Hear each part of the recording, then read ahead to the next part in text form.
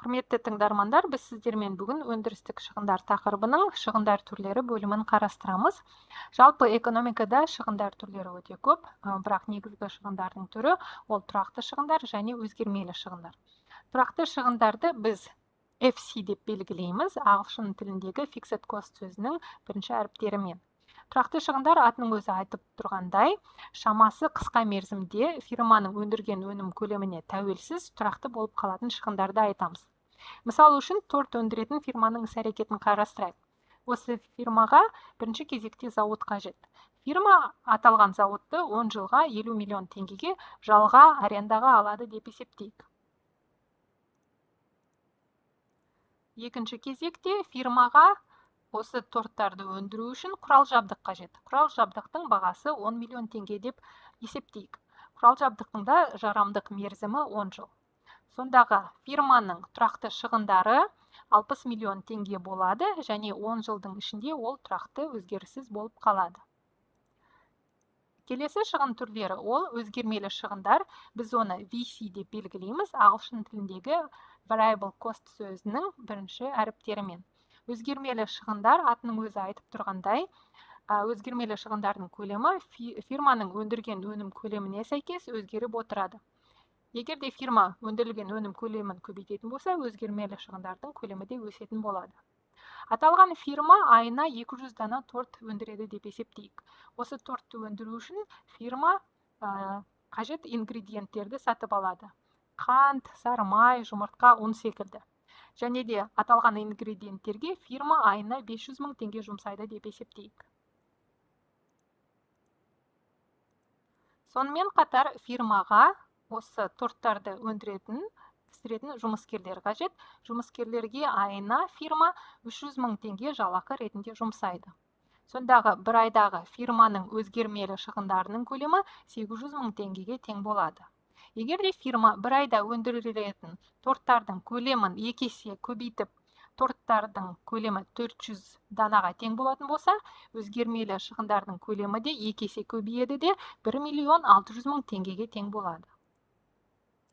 Келесі шығын түрлері жалпы шығындар. Біз оны ағылшын тіліндегі total cost сөзінің бас әріптермен TC деп белгілейміз. Жалпы шығындарды есептеу үшін біз жалпы тұрақты шығындарға жалпы өзгермелі шығындарды қосамыз. Аталған мысалымыздағы жалпы тұрақты шығындар 60 миллион теңге болды. Оған қосамыз 800 мың теңге өзгермелі шығындарды. Сол кездегі жалпы шығындарымыз 60 миллион 800 мың теңгеге тең болады. Келесі шығын түрлері ол орташа шығындар. Фирма шығындарын өндірген өнім көлеміне бөлу арқылы біз орташа шығындарды анықтай аламыз. Мысалы үшін, average fixed cost, орташа тұрақты шығындарды есептеу үшін біз жалпы тұрақты шығындарды өнім көлеміне бөлеміз. Average variable cost, орташа өзгермелі шығындарды есептеу үшін біз өзгермелі шығындарды өндірілген өнім көлеміне бөлеміз. Немесе average total cost, орташа жалпы шығындар. Оны есептеу үшін біз жалпы шығындарды өндірілген өнім көлеміне бөлеміз, немесе орташа тұрақты шығындарға орташа өзгермелі шығындарды қосу арқылы да орташа жалпы шығындарды анықтай аламыз. Алдарыңыздағы кестеде торт өндіретін фирманың көрсеткіштері келтірілген. Фирманың 10 жылдағы тұрақты шығындары 60 миллион теңге болды, ал алдарыңыздағы кестеде бір айлық шығындары көрсетілген. 60 миллионды біз 10 жылға және кейін 12 айға бөлетін болсақ, бір айдағы фирманың тұрақты шығындары 500 мың теңгеге тең болады. Бұл бірінші бағанның көрсеткіштері.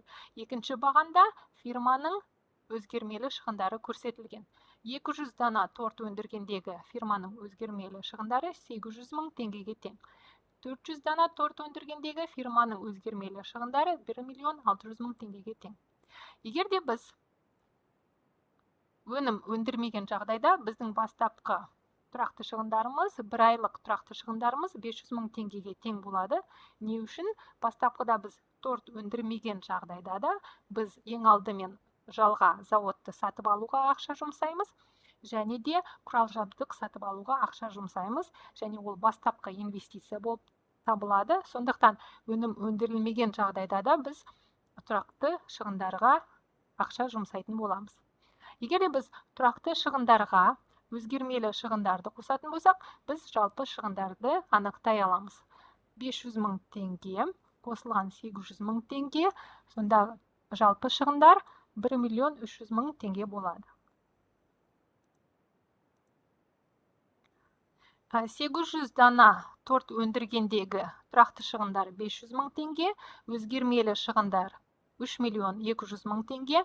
Тұрақты шығындарға біз өзгермелі шығындарды қоссақ, жалпы шығындарымыз 3 миллион 700 мың теңгеге тең болады. Орташа тұрақты шығындарды есептеу үшін біз тұрақты шығындарды өндірілген өнім көлеміне бөлеміз. Мысалы үшін, біз 500 мың теңгені 200 дана тортқа бөлген жағдайда біздің орташа тұрақты шығындарымыз 3000 теңге болады. Орташа өзгермелі шығындарды анықтау үшін біз өзгермелі шығындарды өндірілген өнім көлеміне бөлеміз. Біз 800 мың теңгені 200 дана тортқа бөлетін болсақ, біз бір данаға 4000 теңге, бір дана тортқа 4000 теңге жұмсайтынымызды анықтай аламыз. Орташа жалпы шығындарды есептеу үшін біз жалпы шығындарды өндірілген өнім көлеміне бөлеміз.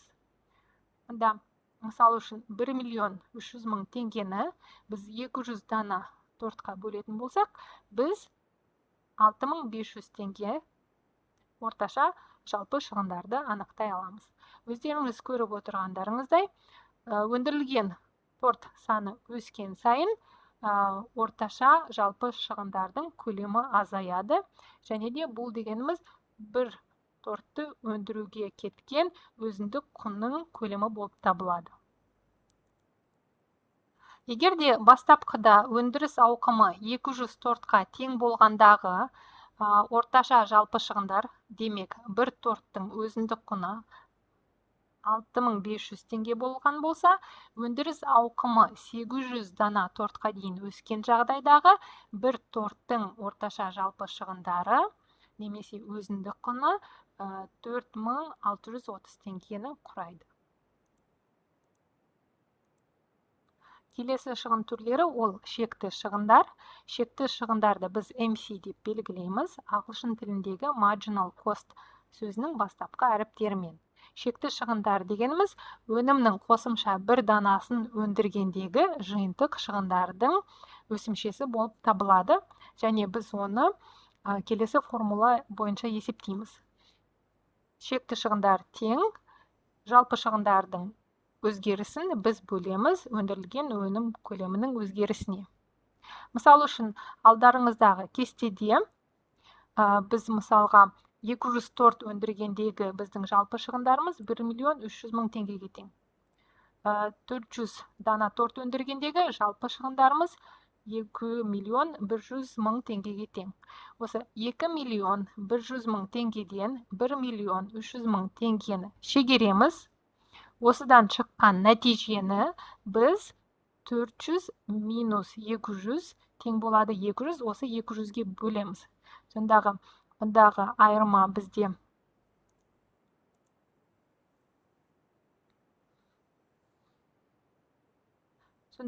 жалпы шығындардағы өзгеріс 800 мың теңге болады. 2 миллион 100-ден 1 миллион 300-ді алсақ, 800 мың теңге болады. Ол 800 мың теңгені біз 200 дана тортқа бөлеміз. Сондағы қосымша бір дана тортты өндіруге кететін шығындар 4000 теңгеге тең болады. Назарларыңызға рахмет.